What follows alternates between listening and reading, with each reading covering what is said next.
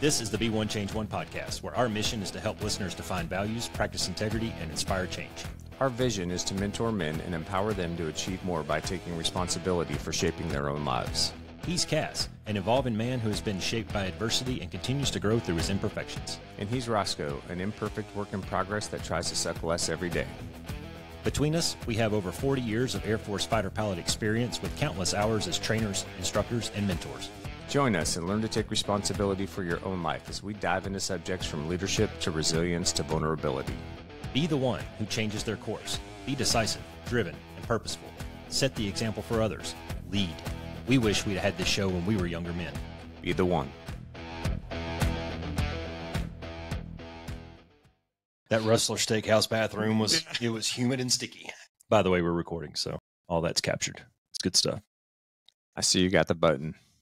Yeah, you had one job. You've had one job. I know. This entire time. I never said I was good at any of this, Roscoe. Thanks for the reminder on the mic this morning. I probably would have forgotten it. Yeah, you're welcome. So I have two jobs, is what you're saying.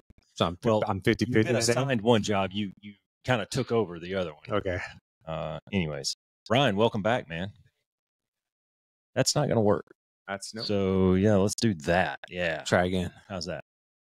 Better? Yeah, much better. Can you hear us tip okay? that thing up a little bit. There you go. Yeah. Okay. Yeah, that's way better. All right, Awesome. take two. Yeah. Take so CAS had another job, and it was set up the soundboard appropriately, and well, #fail. Yeah. Kind of standard. It's all right. I'm learning. Aren't you used to all those switches from the plane? No. Yeah. Well, you would think.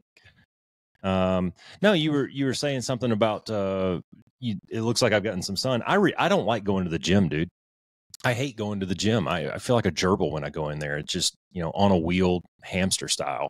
So I like to work out outside. And this time of year is really good to get up in the mornings. And I was just talking to Alicia. She goes, "Oh, yeah, well, it seems like it's getting cooler." I was like, "Oh, fuck, it's so humid out." It is. It's been humid. It is so sticky in the mornings. You get out there like 6:30, 7 o'clock, and it's not hot, but it is so sticky.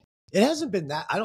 I think it hasn't been that bad yet. Like I'm still taking the motorcycle to work in the morning. Yeah. Which this time last year I was not doing that. Yeah. Like it was too hot at 6 o'clock in the morning. Yeah, it was. I think it was hotter, like temperature wise. I think it was hotter last summer. Well, yeah, sure. they ran like 6 weeks at over 115. Yeah. Something like that. Yeah. This one hasn't been that bad, but I've noticed a change in the humidity in probably the last 2 weeks. And I mean, in Arizona, we're talking about 30%. Yeah, 30 to 50. Good God, man, go to Alabama and like Tyler sent me a text message the other day. They ran it's either 6 or 8 miles for his police academy thing in Montgomery. Oh yeah, Jesus Christ, man! I would have had to drink a gallon of water. Yeah, I was there for OTS in the summertime. It was not fun. Oh, how's he doing, by the way? He's good, man. He's good. They had a written exam yesterday, and he gets a chance to succeed again on that one. But he's kicking ass, man. He's actually taking on kind of an informal leadership role in this little group. And Nice. They voted him to be the chaplain of all things. That's funny. But, after I talked to him, I said, "You know what, Dan? It's because they trust you and they want to come to you and talk to you. And they're looking at you to kind of be the daddy pants guy." It's all that good advice he's giving him from the Be One Change One podcast. Dude, yeah. Well, I tell you what, man, it's funny. Like he texts me all the time. He goes, "God damn, I sound like my dad." This is good. So some of this stuff is wearing off on him a little bit. Right. My son got into the police academy in Montgomery, Alabama. I remember you were telling me about that. Yeah, so he's he's I don't know, 5 weeks in or so, about a month in. How long is the program? It's close to 4 months. Okay. Yeah, so his graduation date's in October, early October, and but he's doing good, man. That's good. It's hard, and he's learning some good lessons. Yeah, he'll call or text me or Katie and be like, "You're not going to believe what happened today, what we did today." Really? I won't believe that. Yeah. There's no way in the world that I wouldn't believe this, right? Yeah. I went to 2 basic training programs and committed 21 years to the military, and I wouldn't believe what you're going through right now. No. But so anyways, it's fun to live vicariously through him. Yeah, I'm glad he's at the point he is, because I think the hardest thing for a lot of people to overcome in situations like that is that initial shock, right? It's just the initial they throw the fire hose effect where they throw so much at you so fast. Yeah. So it's overwhelming. And a lot of guys just buckle under that. And if you can just push through that and get into a groove, then it's just another training program. Well, we talk about that. And I had this conversation with him about, you're going to have a bad day. There's going to be a day in there, like nobody's going to sail through this program and get through squeaky clean, right? They designed this shit so that they found everybody's breaking point, and yours is going to be different than his, and et cetera. But eventually you're going to have a day where you go home and you're like, oh, God damn, right? But the trick is, man, you can't do anything about that. You put it away and you shine your boots and you get ready for the next day. Yep. And I think he's really taken on that mentality about, well, yeah, screwed that up, and let's keep moving forward. So good. His mindset's in a good spot. Focus on the process, not the outcome, right? Yeah. So that, I mean, I guess that's probably a segue into some stuff that we're going to talk to today. We got Ryan, the fitness coach, back here with us. Yes. Yeah. But we're not really going to talk fitness today because Ryan has a great personal story, and we didn't have time on the last episode because we talked so much fitness to really get into it. So we brought him back to share it with us. My notes. Yeah, right. Like you have notes. I don't take notes. So Ryan, welcome back, buddy. Thanks again for having me, guys. I love this stuff. Yeah, it's good to have you back.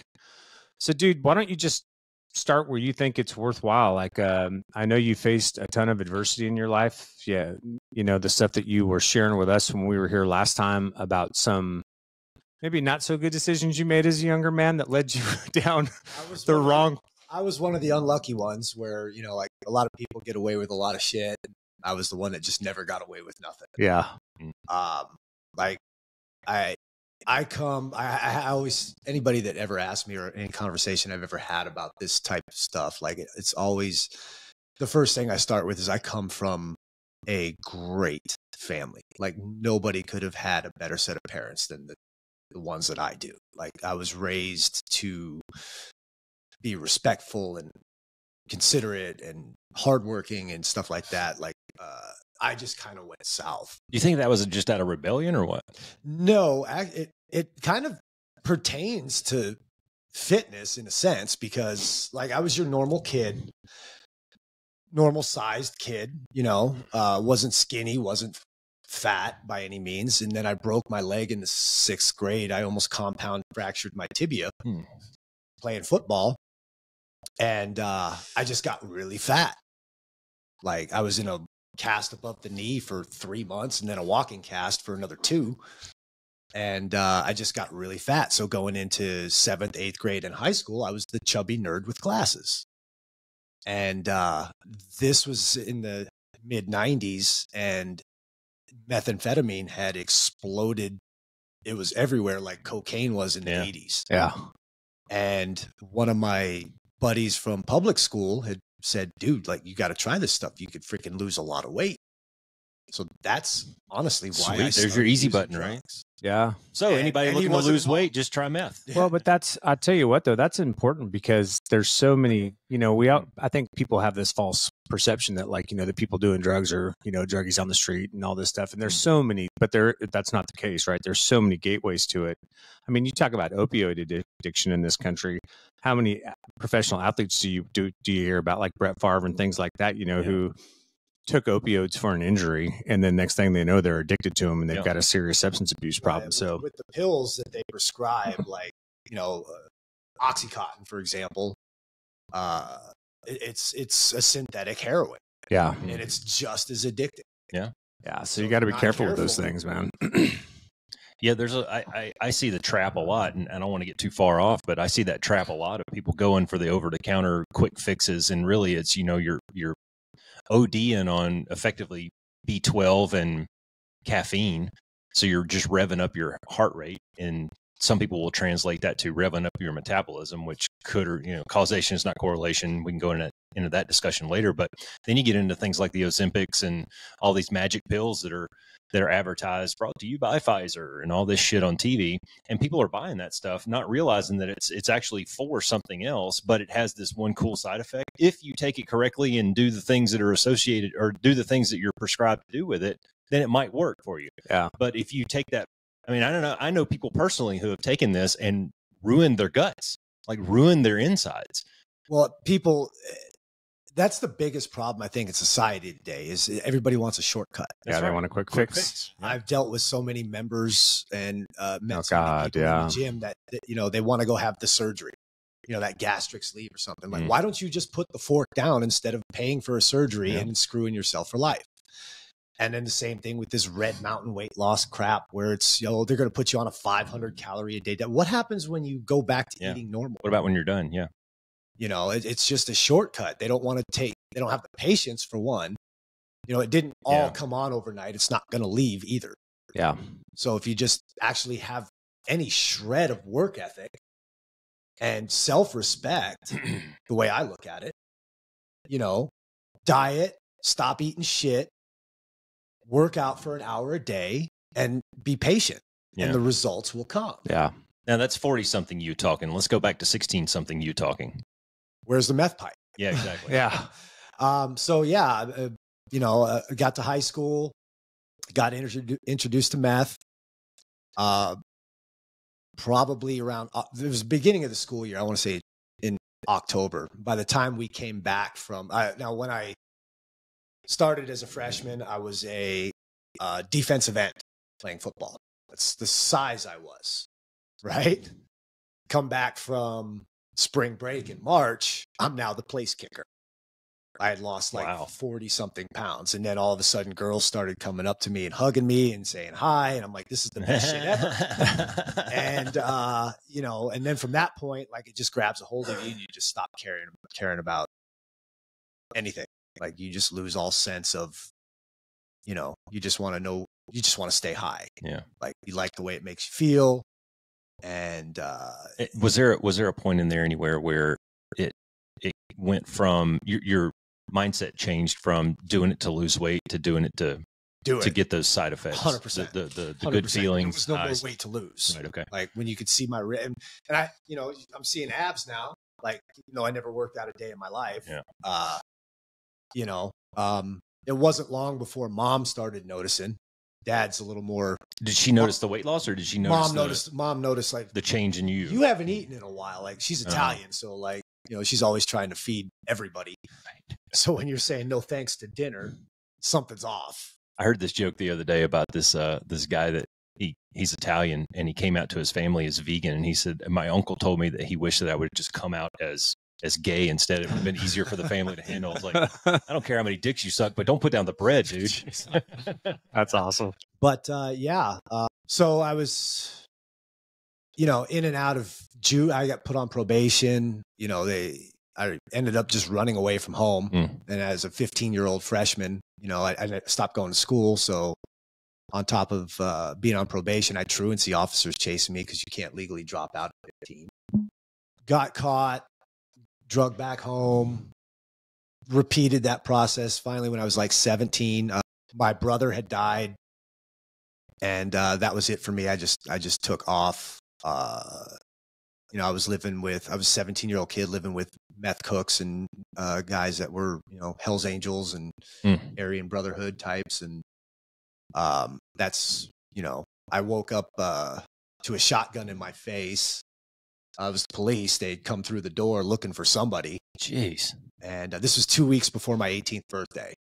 And, so they drug everybody outside. The guy they were looking for wasn't there, but then they start IDing everybody, and they're like, oh, well, you're on probation and you're listed as a runaway. And, then they start looking at the other guys. They're like, this guy's 17, this kid's 17. And, I'm like, I lied. I told them I was 19 or whatever. They all knew, but, so I off to juvie, and then they released me from juvie on my 18th birthday because they had to, just kicked me out.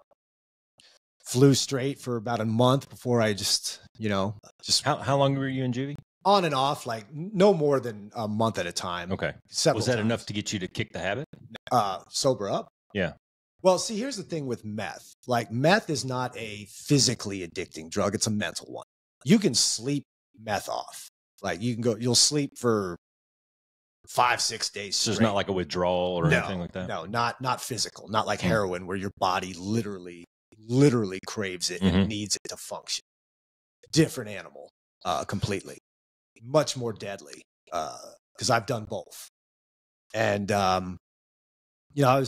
this time I'm 18, get, off and running again. And I'm in and out of county jail for the next 3 years. And, flash forward to just before my 21st birthday, I get arrested for fraud. I had printed up some phony pay stubs, and I went into these payday loan places. Now, I hit one company that had 3 different locations. Now, I was using my own checks. Like, there was no money in the account, but they were legitimate checks. Mm-hmm. All I did was forge this phony pay stub, because you obviously need to have a job to get a loan. Yeah. And I just altered my social by 1 digit so they couldn't cross-reference, and ended up getting jammed up for that. They gave me 12 and a half years for that. Wow.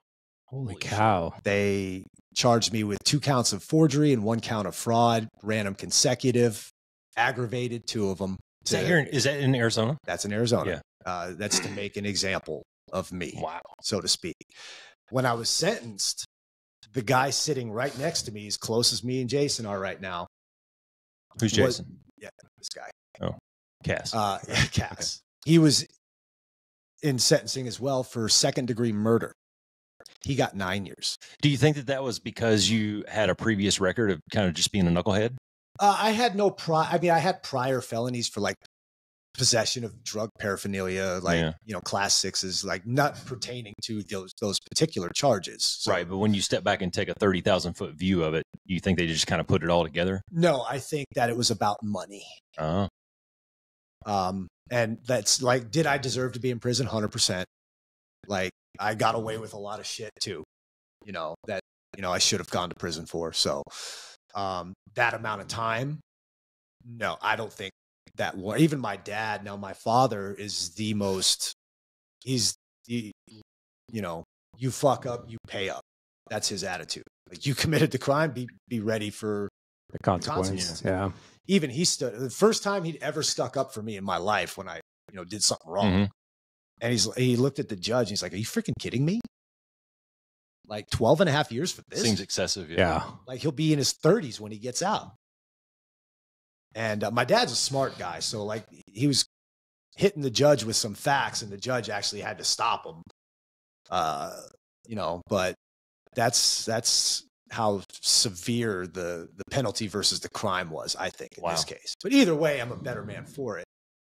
And, looking back, I could see the plan, like whether it's God or the universe, whatever it is you believe in, it worked out that way for a reason. Yeah. So I don't regret doing that much time. I regret the people and the things that I did and the people I hurt. But doing that much time is what I needed to know that I've had enough and I'm never going back. So is that kind of your bottom? That was, when you're a 21-year-old kid and you get sentenced to 12 and a half years, as far as you're concerned, at that age, it's a life sentence. Yeah. Like, you don't see a light at the end of the tunnel. It's hard to see that far. Yeah. So like in my thought process then was like, all right, you're going to treat me like a gangster. I'm going to be one. And in the state of Arizona, at least at that time, I've been out for a while, so I don't know how they do things now, but in the state of Arizona, they don't put you in places based on your crime. They put you in places based on the amount of time you have. So that guy that got sentenced to murder, I went to the same place as him. Oh. And you're not in there with the white collar guys. No. Yeah. Not by any stretch. They started me on a level 3 yard in San Luis complex, which is in Buckeye. And it, once I started getting into the politics and what's level 3? Level 3 would be considered, the way they classify it, as medium security, but that's the bottom. That's like a lifer's minimum. So they have lifers there. The way they run it is you're in 25-man, what we would call runs. So everybody's got like their own little cubicle that's probably about the size of this table. And there's about 25 of you in a pod. You get wrecked for an hour a day. Little bit of freedom in the sense for better jobs and better schooling, things like that. But then you start to get into trouble, and I was mixed into the politics. Next thing you know, I'm on a level 4 yard, where at the 2 places I was at that were level 4s, 50% of the yard was doing natural life. Like, these guys are never getting out. Yeah. They called them gladiator schools because that's what it was. Like, when you walked out of your cell door, be ready to fight someone for something. Yeah. Holy shit. And, like my first cellmate, had been in since 1983, and this was in 2003. So, like that kind of guy and those kind of people. So when you went in, like, what was the adjustment period like when you went in? Like day one, you go in there, spread your butt cheeks, here's your clothes, and then what? So I was in county for about 6 months waiting to go to prison. So you kind of, in me, like my reality kind of set in there. Okay. And I honestly I knew I was getting that much time because, you several court dates. It's a process. You have your arraignment, then you have your signing of your plea agreement, and then you have your sentencing date. So you kind of figure out what's going on. The nail in the coffin is in your sentencing date, because the judge can always say, well, you're not going to get this, you're going to get this. So there's always that little shred of hope that you're not going to do 12 and a half years, even though you signed a plea. Maybe he changed his mind. Right. Maybe he's having a good day. Yeah, it wasn't even up to the judge in my case. The prosecutor was after me so hard. She had said, if the judge goes outside of the guidelines of this plea, I will pull the plea, take you to trial, and you'll end up doing like 60 years. Wow. Holy shit. Holy crap. And that's just how they get people to sign plea agreements, is if you go to trial and you lose, you're done. Like they will give you the max, and then they will aggravate it. And I've met guys in prison that were in there for 25 years for a burglary.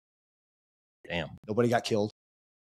Nobody got hurt, but he took it to trial and lost. Yeah. And but in county is miserable, especially when Joe Arpaio was running things. Like, you were treated just like worse than an animal, which again, like, looking back, like, I'm the one that put myself there, so I'm not going to bitch about it. It sucked, but you had, like, it was filthy, and there was no politics in there, in the sense that it was kind of like a free for all. When you say politics, explain that. So everything in prison is divided by race. Okay. So as a white person going in, you're snatched up, you roll with the white, you're in a gang. Right on. If you want to survive, because if you don't click up, you have no protection. You have no protection against other races. So is there an opportunity to try a different team, or was that just the way it is? That's the way it is. I mean, there's no trying another team. So if you're white and you don't want to roll with the whites, then you're on your own, and you're not going to last long. And that's bad. Yeah. Okay. At least on the higher level yards. Minimum yards are a little bit more lax here in Arizona. Yeah. I've heard of some pretty savage. I mean, don't get me wrong. Like, I've seen people killed on a minimum yard too, but it's not as bad. Cause like I said, if you're on a minimum yard, everybody on that yard is under 5 years, or at that time under 4 years. Or a lot of people on minimum yards, it's their first time, so they're not really thugged out, So yeah, but adjusting, like, it kind of hit me while I was in there when I signed that plea. I'm like, fuck, I'm getting 12 and a half years. And that was my time to dwell on it. And, once you get sentenced, then they move you to a different county jail and just wait for them to ship you off to the intake, which is Alhambra here. And then from there, they send you to the prison you're going to. Jeez. And then you have to learn a whole new. You don't know a single person when you walk in there. I hung, like, on the streets. I hung out with the right people for that. So I was not unschooled going into it. Okay. I knew a lot of heavy hitters, and so I was welcomed and treated a little bit better than most. You do get tested. If you can't fight, that's okay. Won't fight is a problem. Mm. So you do get checked in that as, you'll get your. So they're just going to start some shit to see where you stand. 100%. See what kind of person you are. Yeah. Yeah. All right. And then from that point, you just kind of learn. Like, I was a knucklehead my first 4 years. I was in so much. I got so many write-ups and tickets in there for stupid shit, just because they're in Arizona. Like, you have to shave. Like, if you're not clean shaven like this, like, you go to the chow hall with some stubble on your face, they'll send you back to shave before they let you eat. Wow. Like, you could have a mustache. That's it. Like, every state is different. Like, you'll see, I know Cali, they can grow full beards and shit like that. But, so, guard would tell me to shave it. Fuck you. I'm not shaving. Or, fine, buy me a razor. You're not going to make me shave and then make me buy the razor. I was that knucklehead, so it took me but I grew up in there. I matured in there. You know, by the time I'm 24, 25, I'm like, I've got a handle on shit. I know how to talk to guards now. Yeah. You know, I know what I can get away with and what I can't, type of thing. And then, of course, always the older you get, you know, it progressively gets easier in a sense, and it becomes home. It becomes routine.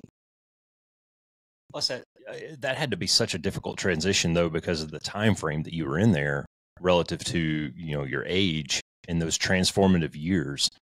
And looking back on it, you know, like we look at our kids and how they're going through that transition right now, you know, between 20 and 27 years old or so, and they're developing into young men and young women. They're maturing and they're figuring life out. And you had a completely different experience, but kind of the same. Like you had to figure shit out relative to your environment. And then I'm interested to see, you know, as we get further down the story, how that translated to when you got out and the lessons that you learned in there. How do they apply on the other side? And I would have a question too. Like, was there a point in that 12 and a half? Did you serve the whole 12 and a half? No, I served 11 on 12 and a half. Okay. So in that 11 years, was there a point where, or an event that happened where it created a pivot? Like did you, or were you just like, this is the game I have to play until I get out of here? Drugs are everywhere in prison. That's like it's convenient. Yeah. it's just a way. It's the biggest money maker that any prison has. Like you be shocked at how much money there is to make with drugs. Who's making the money? The gangs. Okay.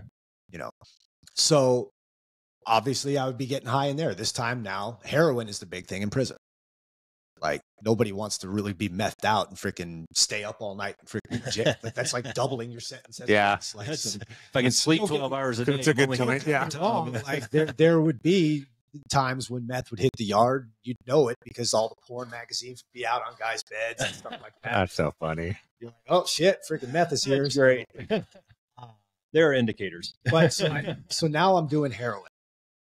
And the biggest way to get yourself in a wreck in there is over drug debt. So it's something you learn early on. Like, and with heroin, like when your body needs it, like, you're prone to do stupid shit or anything to get it, which can ultimately, it has many, many times gotten people like just off. What's the currency?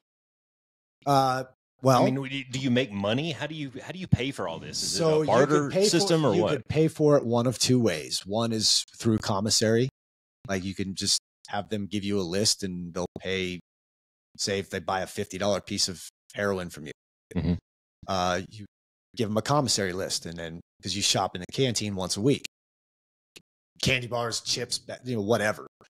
And that's how you pay with that. Or you could do what they call street to street. So street to street would be, let's say that you and I are locked up. You're the drug dealer. You hand me, I want to buy $100 piece of heroin from you. You hand me the $100 piece of heroin and a P.O. box. I'm going to call my brother Jason on the street. I'm going to give him the P.O. box number. He's going to send a $100 money order to that P.O. box. Gotcha. And then I have seen cash from time to time, but it wasn't that big. Yeah. Okay. Not too often. Street to street. That's right. Okay. Yeah, there we go. And the amount of money made is ridiculous. Yeah, I bet. Hiding your credit card charges from your wife. Yeah, pretty much. All right. We're learning good lessons here. Yeah. This is good. All right. Good practical knowledge here on the P1 Change One. That's right. But anyway, so now I'm addicted to heroin. Well, I wouldn't say addicted. Like I knew my limits, and I was schooled and I was smart enough to not get anything I couldn't pay for. So, but were you at the point where you needed heroin? Getting to that. Okay. So for the first, 2001 to say 2007, like the heroin would hit randomly. Like when you're on the higher security level yards, it's harder to get. It doesn't happen that often. It's harder to get to you even when it's on the yard because everybody's in a cell for 22 hours a day. So, you know, when you get some, you'd party for a day, maybe two, and then you'd just sober up and go back to your normal routine till it hit again. Could be a month, could be, you know, shorter, longer. So you had a chance to get your head right, which is the way most yards are. Now, when I moved to a different unit, they, from 2000, 7, they changed the classification system. And the reason why they did that was anybody that's a validated gang member, whether you're Mexican Mafia or Aryan Brother or whatever, you're locked away in Florence. Like if you're a validated gang member, that's where you sit for your time. Could be life, could be however long. So they have people, what they call probates, running the yards for them to generate money to send to them. So anyway, all the validated gang members found out a way through the court system to beat being locked up as a validated gang member. They call it an STG, security threat group. So if you're STG, that means you're locked up as a validated gang member. They found out a way through the legal system to beat that. So DOC countered with changing it, getting rid of the STG and changing the classification system to a point system and something called a predator pack. So they were able to switch it and take them off the STG and then put them on the predator pack, which kept them all locked down. And when they did that, that changed my classification from a level 4 at that time to a level 2. So I'm going from a yard full of killers and gang members and violence every day to a minimum yard in Kingman. And it was like going to Camp Snoopy. Like the first thing I saw when I walked on the yard, they had the inmate dog program there. Literally the first thing I saw when I walked on the yard was a couple inmates walking dogs on the yard. I'm like, and the dogs lived with them and they trained them and stuff like that. And I'm like, where the fuck am I? Yeah. So you went from Buckeye to Kingman? I went from Buckeye to Yuma to Kingman. Okay. So I went from a level 3 in Buckeye to a level 4 in Buckeye. And under the old classification system, it was easy to drop down. If you stayed out of trouble for 6 months, you'd get reclassified and they'd send you back to a level 3 yard. So instead of sending me back to Steiner Unit in Buckeye, they sent me to Yuma in Cheyenne. And Yuma's like, fuck the hottest place on earth. And so I was on that level 3 yard for just under about 9 months before I got jammed up, and they sent me to Dakota Unit, and that was probably the most violent place I've at that time, like that yard was off the chain. That's at Yuma still? Yeah, that's in Yuma. Yeah. That's in Dakota, and I was in there for about 2.5 years in that cell, which is considerably small. It's about an 8 by 12 foot cell, but I liked it there. Believe it or not, your time goes by so freaking fast. Like it was 2 years had gone by like that. Because the routine is so, like, it never changes. Like you wake up at a certain time, you work out at a certain time, you go to breakfast, you come back, you watch this show on this day. Like it just never changes from the shit you watch to the shit you eat to the things you do. So time just kind of, flies. That's interesting that you brought that up and that you said that, because we've talked about that on the show before, about having a schedule and developing a routine and how that can organize your days. And yeah, it makes time go by. I mean, I use that technique on deployments. Yeah. A few times you figure out your battle rhythm, it makes time go by quick. So even in a prison cell, this stuff can kind of work. That's all prison is routine. Yeah. Like it never changes. You wake up, you have chow at this time. You do this, you do this, you do this. You lock down at this time. They count at this. It's just like the military in a sense. To where like your day is structured for you. It's very structured. Yeah. The whole hurry up and wait thing. Yeah. It's the people that don't have structure in their life, I think, that end up having some issues. Yeah, that flail. That's a completely different discussion than what you're talking about. But organization is a good tool to make time go by quick and keep your day organized. And when they moved me from Dakota Unit to Kingman Unit, now Kingman was a private prison. And that's a whole nother topic. The private prisons is like, it's the biggest freaking money maker that state has.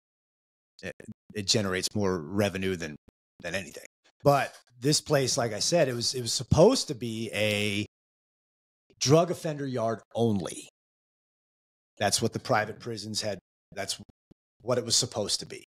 Well, they had, at that time, there was only the one unit. It was Kingman Unit, and it was divided into 3 yards: North Yard, South Yard, East Yard. East Yard was actually a level 3 yard, but it was an open level 3 yard. So they had more freedoms than any other level 3 yard. They can come and go, no locked doors. And if there's a level 3 yard there, there's lifers eligible. So there was a couple of dudes doing life there that I'd met. But in this particular place, it was like nothing I'd ever seen, in the sense that there was more drugs there. It was like Sunny Slope in a fence. Like, it was the amount of drugs that were on that yard. It was ridiculous.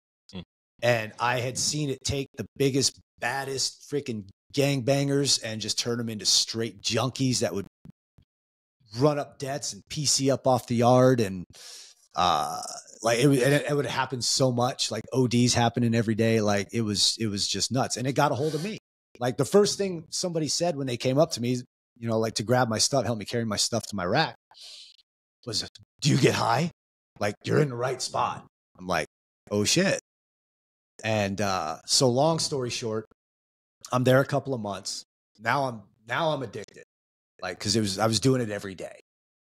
And this is heroin, right? Yes. Yeah. Okay. So I'm doing it every day. And I got to the point where I ran up about a $2,000 bill, which I clearly could not pay. So when it came time to where I couldn't, you know, bullshit my way anymore, I'm like, well, I'm going to have to take these fools out. So I had actually gotten a knife ready, and I started taping it to my hand. And the money I owed was to other races. And somebody had ran and told one of my boys, it's like, "Hey, Ryan, suiting up. Something's going on." So my boys, I'll never forget this guy as long as I live. His nickname was Bama. Like, he from Alabama, no teeth in front, tattooed, draw like sounds like Bama. Yeah. Like, he was as Alabama as you can get. Anyway, he comes in, he's like, "What the hell's going on?" And I laid it out for him. I'm like, "Dude, I owe a lot of money. I'm not gonna, you know, I ain't running, so I'm just gonna go square up." And he's like, "Well, dude, you can't do that." Like, and I knew better too. Like, I can't owe another race money and then pull a blade out. Yeah. Like, my own people would dust me up just so there's no riot. Like, you just, it's politics. You can't do that. But anyway, he's like, "Hold on a second. Let me get my boots on. I'll be right back." So he's gone for about 10, 15 minutes. He comes back and he looked at me. He's like, "I paid your debt." He's like, it's paid. And I'm like, and that's when it hit me. It's like, I'm sitting there, and this is June 6, 2007. And I remember the date because that's the last time I got high. That's my sober date. And I'm sitting on my rack, and I've got a sweatshirt on. And it's the middle of June in Kingman. It's freaking hot as hell, but I had the sweatshirt to hide the blade. And I'm just sitting there, and I'm thinking about what was the outcome of that day. What was going to happen if he didn't do that? Like, I was either going to kill somebody, get killed in the process or after the fact, or, you know, God knows what else. And then I start thinking, I'm still doing the same shit that got me in here in the first place. Now we're 2007 now, so I'm still about 5 years out. And I at that point, I'm like, you know what? I'm done. Like, I kind of got a glimpse of how people must have saw me. Now I had a solid name and a good rep, and from the yards I'd been at and the things I'd done and the work I'd put in on those yards. We don't need to go into details about that, but I had a good rep. But even though I had a good rep, I still felt like there were people that would look at me like I couldn't be trusted because I was a junkie. Yeah. And you cannot trust a freaking junkie. Like, you just can't. Like, there's no freaking way. Not 100% ever. And I didn't want to be looked at that way anymore. Like, and that's, I think, was my biggest motivator, was I kind of saw how people saw me. Yeah. And I didn't like it. So cold turkey right then and there, never touched heroin, never touched anything again. I spent 2 weeks after that just dope sick, like trying to come off of heroin. Like, there's no rehab. Like, Yeah. I'm not going to I'm not going to the methadone clinic. Like, I just laid there just shitting out, puking out both ends. Freaking, it was miserable. Like, your bones hurt from the inside. I can't even describe the pain. And I remember, I mean, I had my boys freaking like bringing me food from the chow hall because I couldn't get up to go down to the chow hall to eat. And I really didn't want to anyway. Couldn't keep anything down. I had a couple of buddies posted up outside my cubicle with chairs just in case somebody that I did owe money to wasn't quite settled. And, you know, I couldn't protect myself at that time. But I remember after about 2 weeks, I woke up and I opened my eyes and I didn't hurt anymore. And so our rack is only a yay wide, right? So that's what I slept on for 12 years. And the mattress is usually about that thin. And then there's a gap about a little bit wider than shoulder width from the edge of your bunk to where your lockers are at. And so I'm looking at the floor and I look back up at the ceiling and I threw myself out of bed to land on the floor face first. And I made myself stay there until I was able to get 20 push-ups. And then from that point, my whole life was about fitness. All I cared about was working out. I read everything I could about. I had a stack of muscle and fitness magazines this high. That's all I cared about. It's all I could think about, eating healthy, training and such. And I met one personal trainer in there, a guy named Dave Scarbosa. I'll never forget this guy either. He was you could tell he wasn't in for no drug. He was in there for DUI, like big boy. He was an old OG contest prep guy. He prepped the male and female bodybuilders. I learned a lot of what I know now about nutrition and supplementation and stuff like that. That's the guy that got me started in this business. That's when I knew, like, I'm going to be a trainer. Well, before we go there, man, I want to stay on this right now for just a second. That transition period when that dude, Bama, what you called him, when that happened, when that event happened, Cass, I thought of two things right off the bat. One is I thought he had to do some really hard self-inspection. Yeah. Right. That was some looking in the mirror and finding out who you are and who you want to be. And those two people aren't the same right now. Right. And the other one was you had one person. It just takes one person to fucking believe in you and give you that hand up. Right. And we talk about that so many times on this show. But guys, here's a real world example of a guy who was given an opportunity by one person. That was it. You had one person believe in you and one person gave you a hand up. And instead of going, dude, it would have been so easy for you to go, hey, thanks a lot, dude, and then go run up another $2,000 bill. It would have been so simple to do that. Just shank a motherfucker and move on, right?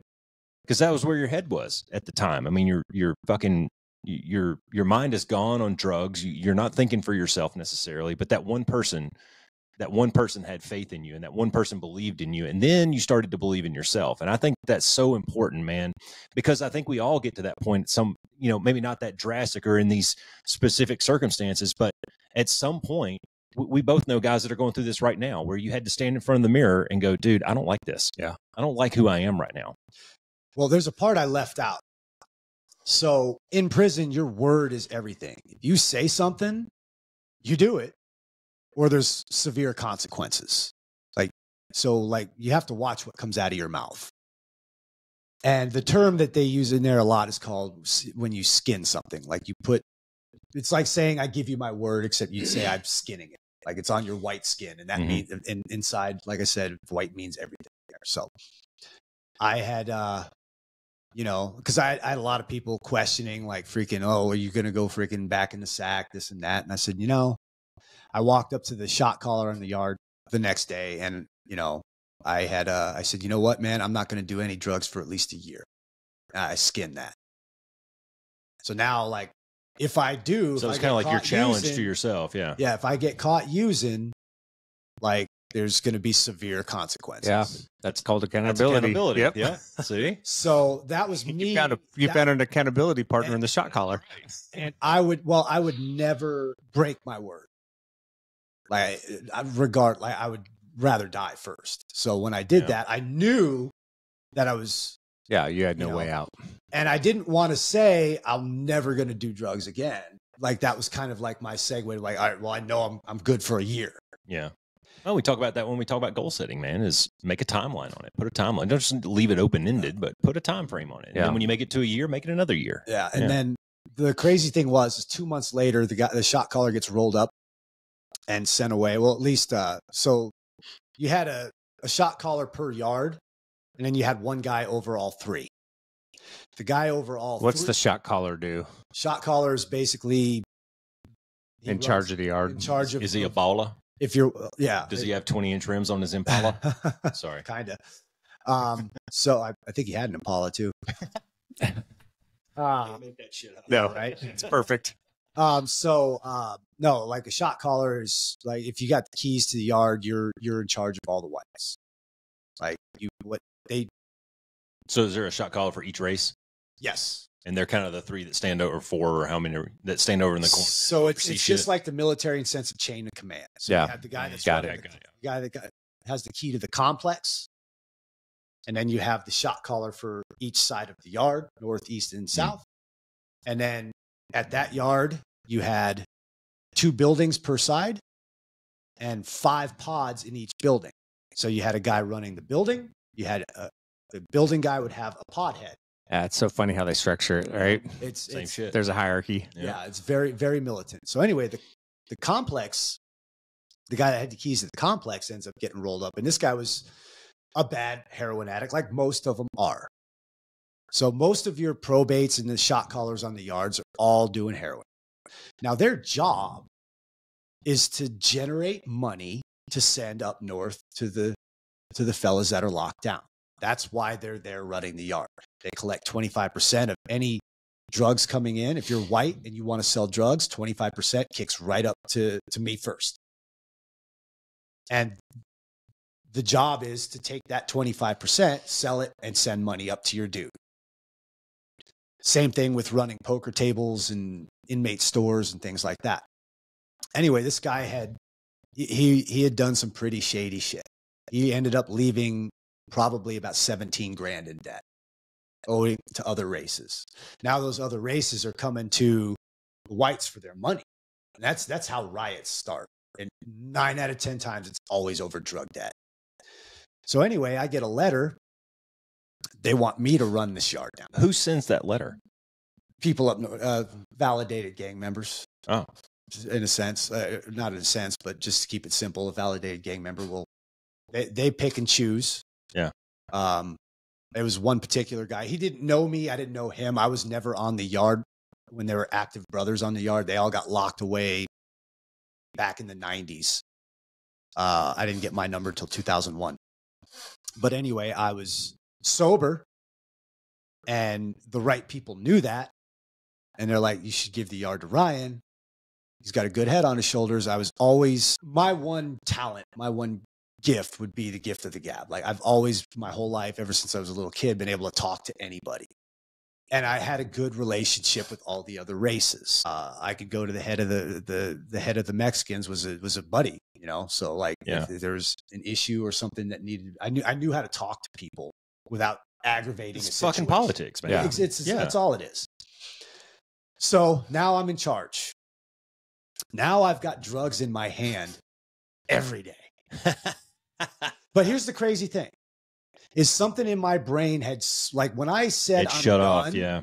I held it like it was no big freaking deal. Yeah.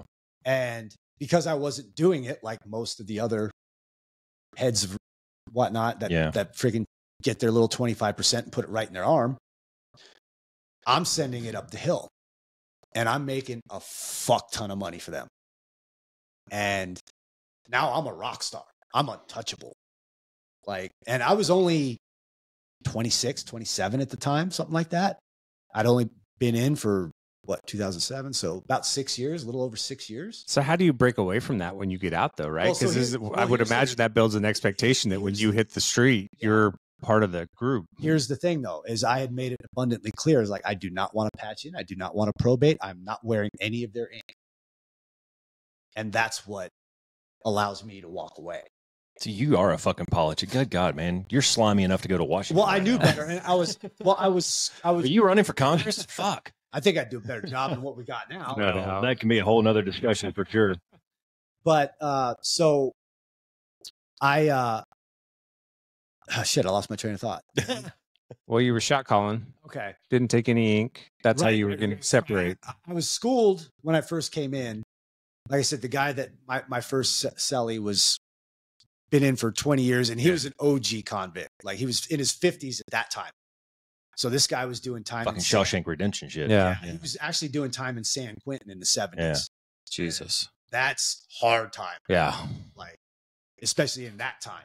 Yeah. You know, in that decade. Like, so, and, you know, he like loved this dude. Like he was like my pops is what we'd call him. Like he schooled me the right way. And he looked at me and he told me, he's like, dude, you've earned your ink times 10. Never put that shit on you.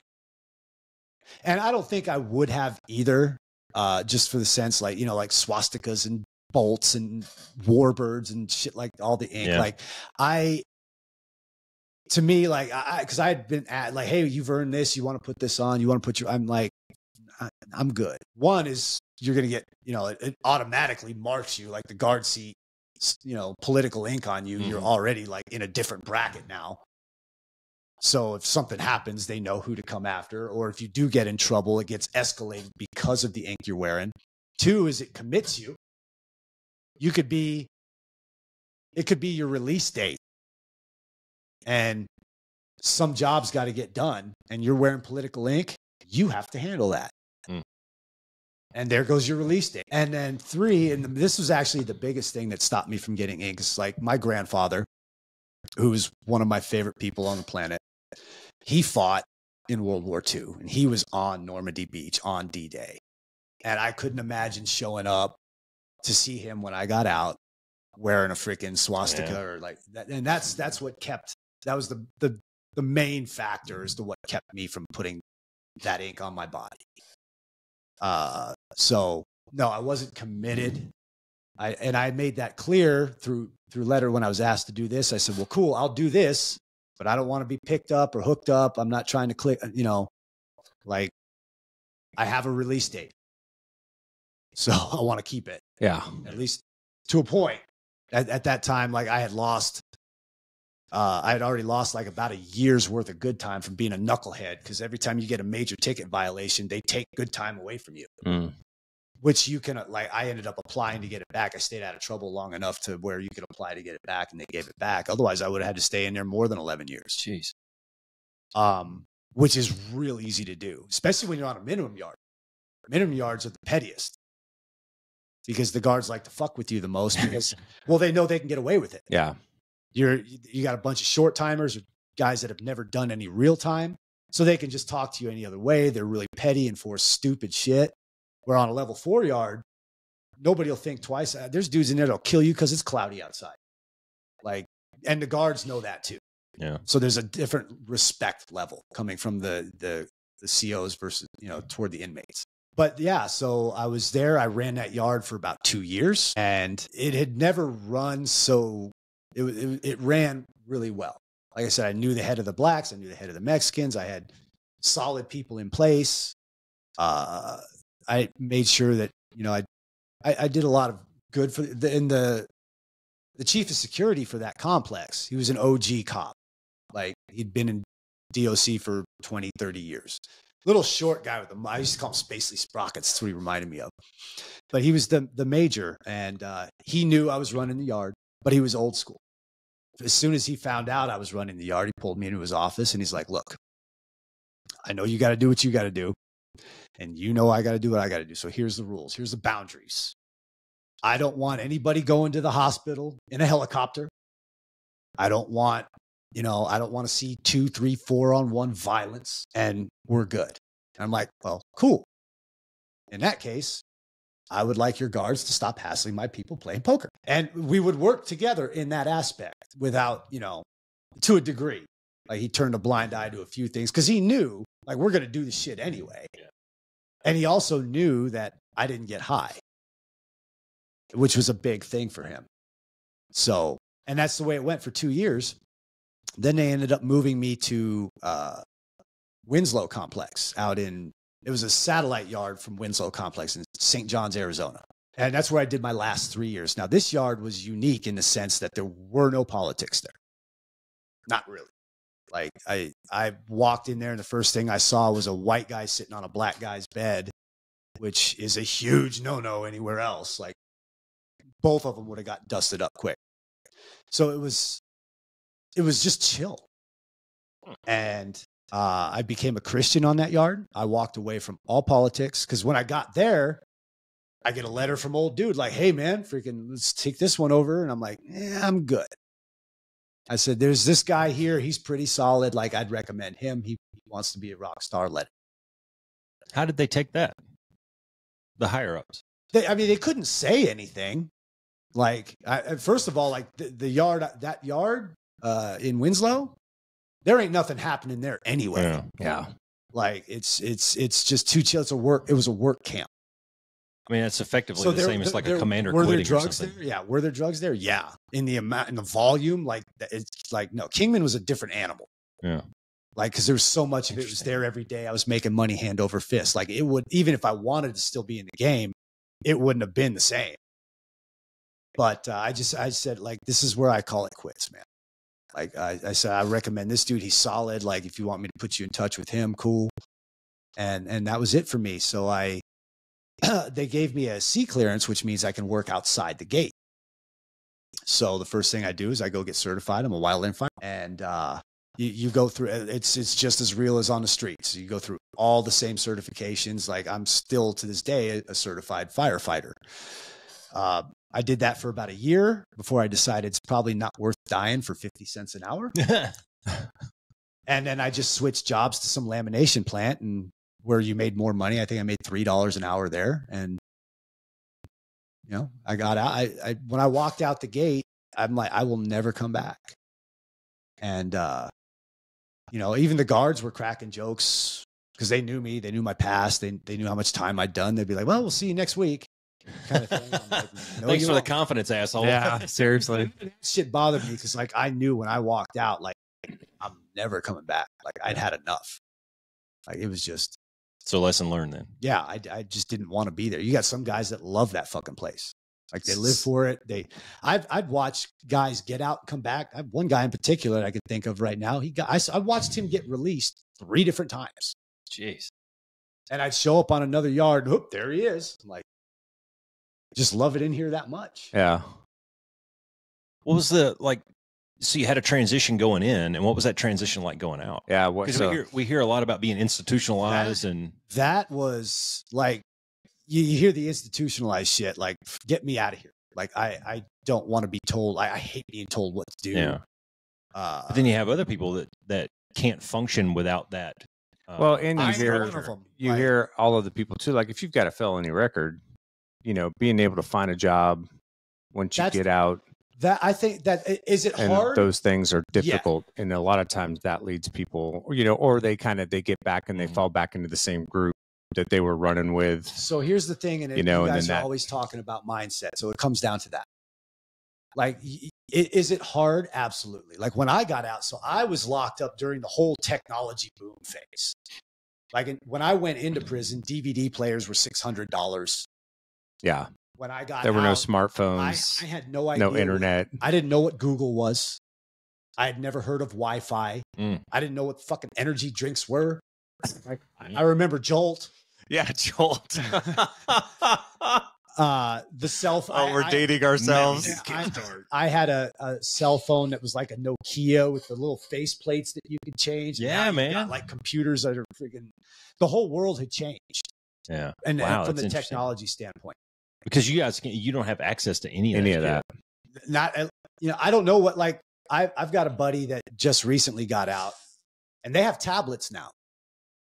Like, he would send me, I'd have an app downloaded on my phone, and he would send me emails. So I don't know what they're doing now. So they've advanced in technology. Like, I could deposit money on his books right from my app instead of having to mail a freaking money order. Yeah. Like back in my time.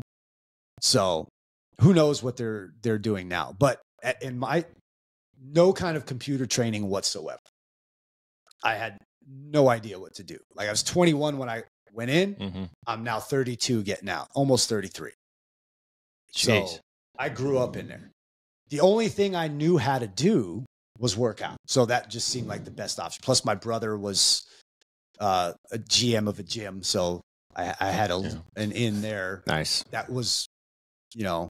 Don't need a computer for that shit. Yeah. And they, you know, took a chance on me, which was great. And I was just been off and running in fitness ever since, which is 12 years now. But that whole mentality is getting out. It's like, I knew, like, I had $3,000 saved up. So I walked out of prison with $3,000. I had no license, no credit. Like, I was a ghost. Like, I had credit cards and whatnot from before I got locked up. They're all off, you know, they were all maxed out and they've all fallen off my credit. I had nothing. I had no car. I'm starting from scratch. Wow. It is fucking hard. Yeah. What year was this? This was 2012. Okay. And I just knew like, I'm not fucking going back. So first like day 2, like I had to go down and meet my parole officer. So it was a meeting I had to have at the Perryville prison. And I go in there and this chick was a man-hating, full-on bull dyke. She's like the crew cut with the spikes. Like she ended every single sentence with, "You'll be in serious violation of your parole and I will send you right back." That's how she ended every freaking sentence. Wow. She gave me a stack of papers that said, like, you have to go look for a job. I need the name of the person you spoke to, the address of the place you went, the phone number, the email. I don't even know what fucking email is. Like, and I'm just sitting there going like, I was like, oh, am I going to be able to do this? Like, she was very overwhelming, but I'm like, you know what? Fuck it. So like, I start hitting gyms. I go to a 24-hour fitness. First thing they say is, well, you could apply online, go ahead and submit your resume. I'm like, what's online? I had no idea how to get online. And I don't know what a resume is. So you don't have a paper application to fill out. And they looked at me like I was a Martian. Yeah. God. And then I went to LA Fitness, same story. And then, like I said, I called my brother and I'm like, he worked at a family-owned gym here, Fitness One. And he introduced me to the fitness director there. And he said, he took my number and he said, I'll give you a call tomorrow. He didn't call me. So I call him the next day and we played that game for about a week before I'm like, you know what? Fuck it. I'm just going down there. And so I drive all the way down there. I was living in Sun City at the time. I was staying with my parents. And he looks at me. He's like, all right, well, you've been bugging the shit out of me for 2 weeks now. And then I just laid out pretty much the same story I just laid out. So he left a lot of shit out. I'm like, look, I just got out of prison. I've been in there for 12 years. The only thing I knew how to do is work out. I love fitness. I want to be a part of fitness. I don't care if I'm cleaning their bathroom floors. I just want to I want to work in a gym. And he stood up and he's like, come on, put me through a workout. The rest is history. That's awesome. That sounds a lot really like cool. Hamster's story.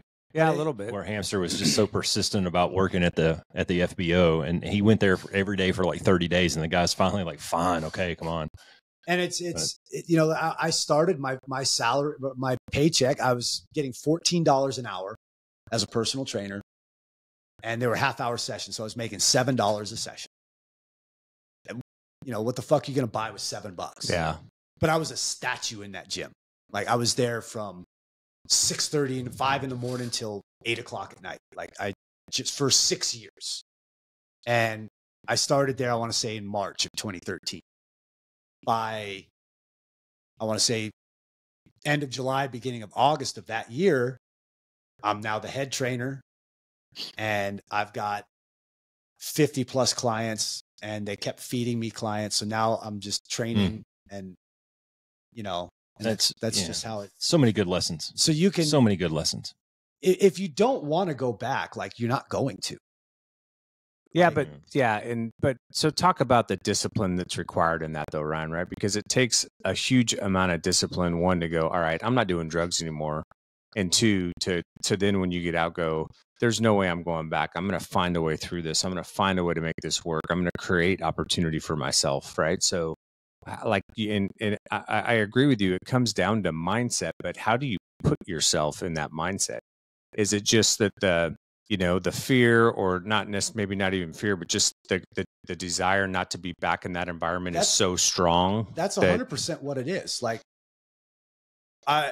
for me, like I said, I don't come from a family that does the kind of shit that I did. I wasn't raised that way. So I've got a lot to prove and a lot to make up to my family, who never left my side, by the way. They were there. Like my dad took a couple years to come around. He's a little bit more stubborn than mom. But were you trying to prove it to them, or were you trying to prove it to yourself at some point? I had made up my mind. There was nothing to prove to me. Like I'd kicked the drug habit like that. I never went to one meeting. I never said one prayer. That was all just, I'm done. And I stuck to that. After that year of me skinning it off came around, everybody was looking like, oh, he's going to get back in it now. He's clear. No desire to. I was done. So, and it's the same thing. Like there was nothing left for me to prove. I'm like, I survived the place. Mm-hmm. That's enough right there. Yeah. You know, not unscarred, but you know, I survived it. And, you know, we're talking about, I've been in 3 race riots. I've been stabbed twice in those riots. Like it's, you know, I survived a lot in there and I ain't going back to that. Yeah. So my mind was made up. Like there's nothing to prove to me. Now I have to prove shit to my parents, to the people that cared about me, that never left my side. Like I'm going to make something of myself. I may not be a freaking billionaire entrepreneur, but you know, like I'm going to be somebody that my dad be like, that's my son. Yeah. Be proud of. Yeah. So did you have, would you say that going through that process, it was all you, or did you have support that grew around you? Well, as you know, like my made parents, that transition. I had the support of my parents, and I get it. A lot of people don't have that, but it still comes down to the same thing. Like, where do you want to spend your life? Like you can find a way. Like I had a place, I had a good place to live. I didn't have to go to a halfway house. Right. Yeah. So that's a leg up that a lot of people don't have, but everything else, like you have to go out and find it. Yeah. Like, yeah, I'm a felon. Like there's still jobs to this day and things that I would like to do that my particular felonies keep me from doing. Yeah. You know, and we're talking about shit that's 24 years old. Yeah. So like it does fuck you in a sense for life. Like there's no expungement in the state of Arizona. Like you can get your convictions set aside, but guess what? Like, yeah, but you know what, man, in a bigger sense, and this applies to all of our listeners too, is what I haven't heard out of you in this hour and 8 minutes that we've been talking. I haven't heard any fucking excuses. Yeah. Not one. You fucking owned it. And you said, okay, now what? So I got all these cards stacked against me. I got all this bad shit in my corner. So what?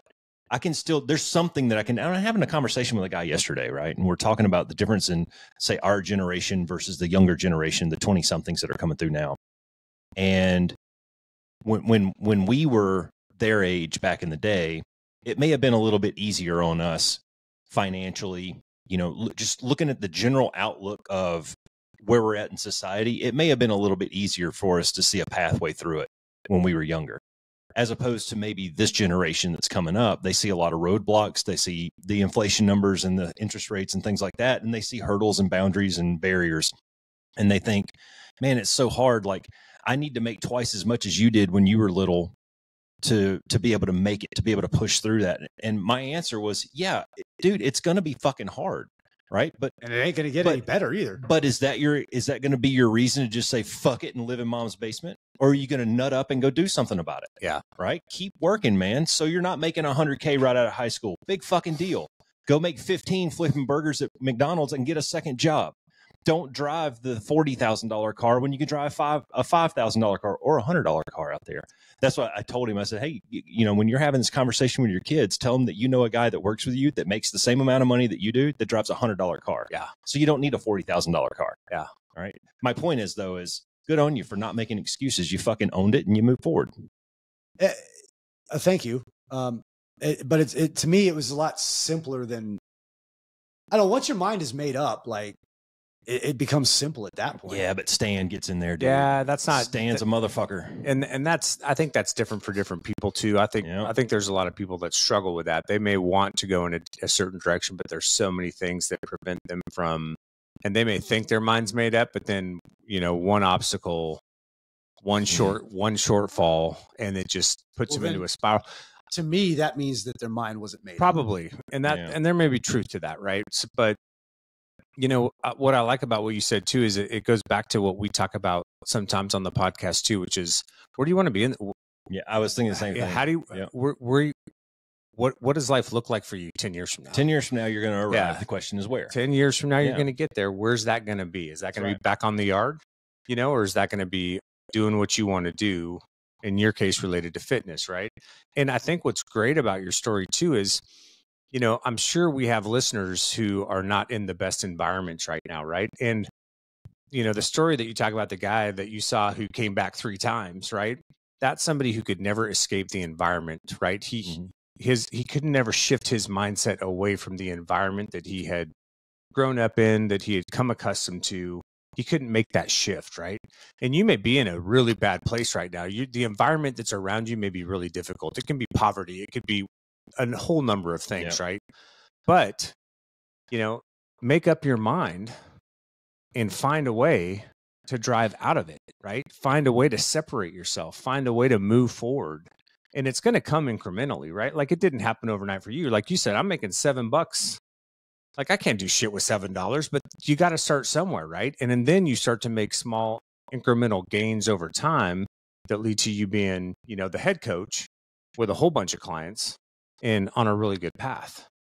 And well, life and prison are similar in the sense that either one of them is going to make you or break you. And like prison would break a lot of people because they're not mentally strong enough. And I've seen it, and I would help as many people, like the kids coming in as I could, because you could see the kind of, scared. Deer in the headlights. Yeah. They're scared. Some of them are making way wrong choices that you could see coming a mile away. Like, dude, if you keep doing this, you're going to end up in a wreck. Some would listen. Some had to find out the hard way. But again, it's just like, is the place going to break you or not? Like the first time I went to a level 4 yard from a level 3 yard, I was scared. I was like, there's real motherfuckers here. It's a different kind of scary than to say the level 3 yard, because all you see are cells, and you hear screams and freaking, when you see the first time you see somebody get freaking straight up killed in front of you, you're like, okay.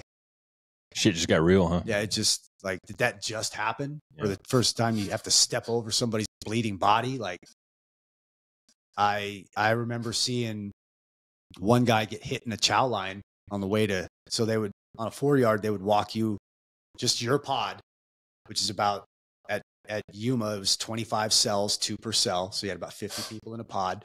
They tried to keep the pods as racially balanced as they could. So you'd have like 6 of the cells would be white cells, and there'd be black cells and Hispanic cells. And so they'd walk us all out. They'd pat you down. Then you'd walk through a metal detector.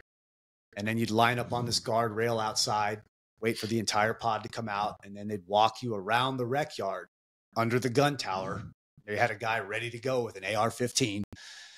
And I seen a guy get hit in front of me, and he got hit right here, and they hit that. Like with a shank? Yeah. Yeah, jugular. And it just starts squirting out like a garden hose. Jeez. And that wasn't what freaked me out the most. What freaked me out the most was watching everybody else just sidestep it like nothing happened.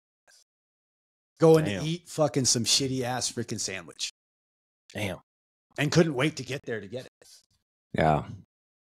And of course, the freaking siren tees off, and freaking we all get freaking rushed back into the cell. Yeah. And we get food brought to us about 3 hours later. But that shit leaves a mark on you for sure. So you can see shit like that, and you can live through shit like that, and you can let it break you, or you can just be like, you know what, I'm going to get through this. I mean, same thing on a battlefield. Like, I can make it through this. Yeah. Yeah. Well, I was going to piggyback on some things that you just said earlier, and I was going to bring it back to the messaging in your environment. And we saw almost the same exact story when we were interviewing the Elevate Phoenix guys, Tony and Braham, and where he was part of a specific messaging up to a point, and then at one day he just decided, you know what, I don't want to do this. I don't anymore. want this for my I don't life. want this, and he had enough foresight at 16 or 17 years old to go, this ain't for me, man. Yeah. I need to break away from this. And we talk about so much. We talk about that circle of people that you hold dear to you, and that you take their advice, and that you lean on them for support and those kinds of things. But that's also, your story has a lot of the internal messaging that you tell yourself too. It's not just your circle of support that you gather around you. It's also the story that you tell yourself sometimes, that you can do this, right? And there's a big difference between, I think there's a big difference between saying I can and I will. And in your case, you said, I will kick this habit. I will get out of here, and I will not come back. And that's a powerful statement, but you still have to kind of back it up. Yeah. You know, if you say I'll try or I can, now you've kind of left a little bit of crack in the door to be able to weasel your way out of it. But when you're committed to it, that's the champion mindset that I talk about a lot.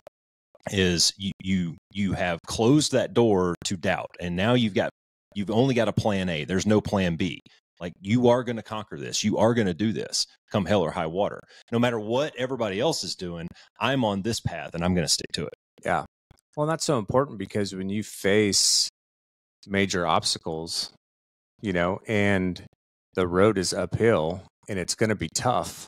Like, if you don't have that mindset, you're going to crumble. You're going to crumble under the pressure. You're going to crumble under the weight. Because it's going to take time, right? And there's going to be challenges, and shifting that challenge to opportunity, you know, and continuing to drive down that road is the only way to do it. Like, it's people want the easy button. People want it to be easy, right? And it's not. I'm here to fucking tell you, dude, it's not. It doesn't matter what you're doing, what you're coming out of, where you want to go. There's a ton of fucking work that has to be put in. Whether it's fitness, whether it's the job you want, whether it's coming out of prison and trying to find a job, it's an uphill battle, right? That's fucking life. Welcome to it. Like, that's just how it is, man. A lot of people look at you, Cass, and they'll say, oh, it must be nice to be an airline pilot and only have to work 3 days a week and make all that money and do all that stuff. But what they don't see is they don't see the 25 years that you put in trying to get to that point. Yeah. You know, it's that iceberg analogy where you see the little bit on top of the water, and then there's all that under the water that you don't see. Yeah. You know, all those sleepless nights and those nights away from home and the fucking studying mindless shit in the bathroom, for crying out loud. I mean, all that stuff, all that hard work that you put in to get to that point, people just see where you're at now. Yeah. In your little captain's hat and walking around in your cool little uniform. I don't wear a hat, but thank you. Dragging your little fucking my little bag, carry-on thingy. But they don't see all the other stuff. Yeah, and they also don't recognize that all of that stuff was hard to go through. Like, pilot training wasn't easy, man. It was fucking stressful, you know, and I was worried at times if I had what it took to get through it, you know, and check rides were stressful. And, you know, and then you get to your first op squadron and fucking you're trying to perform, but you're not that good because you don't have enough time yet, right? And it takes time to learn those skills and to become proficient and to be good. So what do? Do you go play fucking foosball in the bar or go curl up in the corner? No, you fucking sit in the vault and study shit you really don't want to because that's what you've got to do to get better, right? That's what you've got to do to drive the path forward. Had a kid the other day in a sortie, and it was evident when we got to by the time we got to the debrief, me and the IP knew that he was going to bust the ride. It was evident that he had put no effort into this. Nothing. No chair flying, no pre-study, no nothing, man. You could tell that he had just done zero effort. And that was part of the debrief. It was like, dude, you gotta do some work. Yeah. And just like you, when you went to your parole officer and she gave you that big old stack of papers and was pretty negative about the whole situation, you could have gone home and been like, well, fuck it. This is going to be hard. I'm just going to go, I don't know, gangbanging again. But you didn't. You nutted up. You filled out the paperwork. You figured it out. You figured it out, and that's the message, right? Is life is hard. It's not always lemonade. Yeah. Sometimes it fucking sucks. Well, and like just what you were talking about too, Ryan, like you created opportunity for yourself because the dude didn't call you back. You played the back and forth phone tag game for a while. And then you said, fuck it, I'm just going to go down here and talk to the guy. Right. And you put yourself out there. And that had to be uncomfortable to a certain extent, right? That had to be a little... Being around people in general at that time was uncomfortable. Yeah, like that had to be stressful. Yeah. Because you're taking a risk and risks are scary. And there's a lot of people that wouldn't do that. There's a lot of people that if the phone call's not returned, that's the end of the story. Yeah. That's where it stops. Oh, well, I got told no. So, right? No, but that's when you got to break the scale out. Well, it's persistence, man. Well, you got to break the scale out. What's more important? What weighs more, going back to prison or going out and talk to the guy and find a job? Yeah.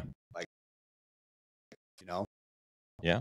Yeah. And guess what? You're going to have to be persistent. You're going to have to put yourself out there, right? We talk about this all the time too, man. You got to get outside of your comfort zone, right? You're never going to make gains if you don't get outside of your comfort zone. Yeah. We went and did the obstacle course the other day. Who's we? You, me, and and our third party. I was leaving the house one day last week. Might have been Friday morning. No, it was Thursday morning. And there's a big black Chevy pickup truck or GMC pickup truck parked across the street from my house. I thought, who the fuck is watching my house, man? And I looked up and I saw him running across the desert out there. Good job, Francis. So, yeah, exactly, man. So the point is he could have he could have taken that ass whipping that we gave him and been like, well, fuck, this ain't for me. I guess I'm just going to go drink a beer and have some wings. Yeah. But no, he's persistent about it. He's going to stick with it. So yeah, that that's was what good. you got to do. Yeah. I got to meet his wife for the first time too. That was pretty cool. I know. Yeah. What else you got, man? I mean, I'm sure we could carry this conversation for a while, but I mean, I think the biggest takeaway. What advice would you give to listeners who may be struggling, maybe in a rough environment? You know, don't feel like they have a lot of options. Don't feel like they have a lot of ways out. Well, two things. First is make up your mind about where you want to be and what you want to do. And, you know, that's the first part. And then the second thing was something that took me a while to learn. Unfortunately, I learned it a little too late, but not late enough, like with the right time, I guess. Yeah. Is listen and take advice from people that know what they're talking about. Like I never listened to my dad's advice. That's what ended me up in prison in a long scheme. And then I'm like, well, you know, maybe I should start listening to people who have been there and done it. Always evaluate what you're being told and who's telling you. Yeah. You know, of course, like do your homework on that person before you go just blindly take advice. But if you know somebody's been there and done it, listen to them. Like they've got something to offer you. And if they're offering you their words, like at least think on it and you know, benefit from their experience. Like if I wanted to be a pilot, I'm going to come to Jason. I'm going to listen to him because I know he's a freaking pilot and I know where he's at in life. So that'd be a good person to take advice from on that topic. You know, general lifestyle. Like I've always gravitated toward hanging out with older people. Like even like I said, I was 17 years old living with freaking Hell's Angels and Method. Those dudes are in their 30s and 40s. You know, when I was a kid and my parents had split up and I went to live with my dad, like I'd hang out with all my dad's friends. You know, we're talking guys in their 30s, 40s, 50s, and I'm 12. So, you know, listening to the advice of older people that have been around and seen it and done it is, you can't put a price tag on some of the shit you can learn. That's the point of the podcast. That's why we're here. The whole time he's speaking, I'm thinking echo, echo, echo. Yeah. Because we literally almost every episode we talk about this, about, you know, listen to your mentors, man. Listen to those guys who have been there and done that with the experience. Yeah. But again, I will have to put that out there is always like know something about who you're asking. Yeah. You know, there's a lot of bullshitters out there. Oh, for sure.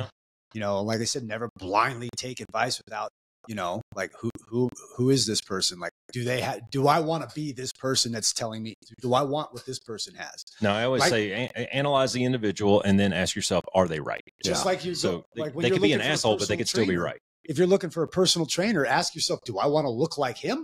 Because I've seen plenty of personal trainers that don't look like him. That's valid, dude. Yeah. Yeah. No, it's valid. Same thing. Like, you know, but take advice from older people that have been there. Yeah. That's good shit. Yeah. And I think this is something that you say around advice sometimes too, Roscoe, which is, you know, sometimes you got to vet the advice to a certain extent too, right? Because I think what happens sometimes too, when you're dealing with people who may be in a position that you really want to get to, but maybe they're older and they've been there for a long time, is they don't remember what it was like to be in your shoes. And so sometimes that advice can be, I don't know, I wouldn't say half-hearted, but incomplete to a certain extent.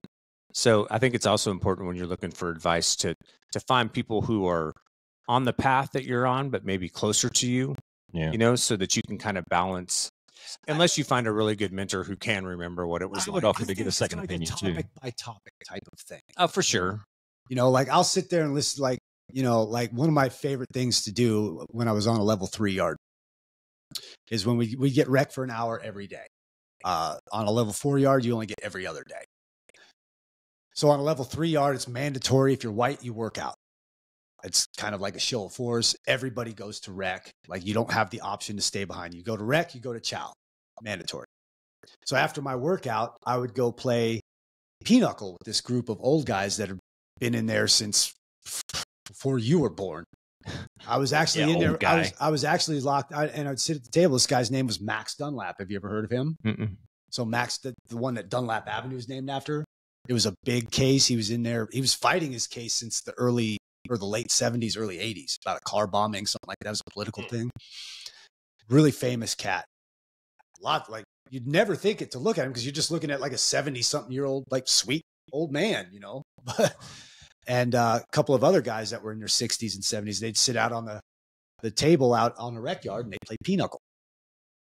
And so I would sit after my workout, I'd go over there and I'd sit there and play pinochle, and I'd listen to those guys and, you know, take advice from those guys that have been in for 20, 30 years. And that kind of advice is invaluable. Yeah, I bet. Yeah, that's good stuff, dude. What else? Anything else? You got anything else, Ryan? Not for now. Okay. Awesome. Well, thanks for coming on and sharing all that stuff, man. That's some personal, that's some deep personal stuff to share. Well, it's a powerful story, too. It is a powerful story. If people are, you know, if you're willing to share it, there's definitely going to be people out there that can take away those lessons out of it because it's such a powerful story. Yeah, no doubt. So. Yeah. You should write a book, dude. I've been told that before. Yeah, you should. You know? You should. You should, man. Wouldn't know where to start with that, but like, So, well, start with this podcast and start that and use that as your outline. maybe. You should, yeah, you should totally do it, man. Yeah. It's not hard. Talk to me. Yeah. Talk to Roscoe. He's written Yeah, a man. couple. All right. Anything else? That's it, man. All right, we'll be the change. Be the one. Thanks for flying with the Be One Change One podcast. If you got something out of this show, then be the one and share it in your circles of influence. You can be our wingman through our website at www.be1change1.com. That's B and the number 1, change and the number 1.com. We invite you to be the one and join our fighter squadron on social media at Be1Change1 on Facebook, YouTube, and Twitter. You can follow us at Paul Roscoe White on Facebook, Instagram, and LinkedIn, as well as Roscoe's website, www.paulroscoewhite.com. You can email us from the website and please leave comments, share, and ask questions, or leave ideas of things you would like to discuss on future podcasts. Most importantly, be the one that helps us win the algorithm by leaving a review on whatever platform you're listening on. Thanks for joining. Until next time, be the one.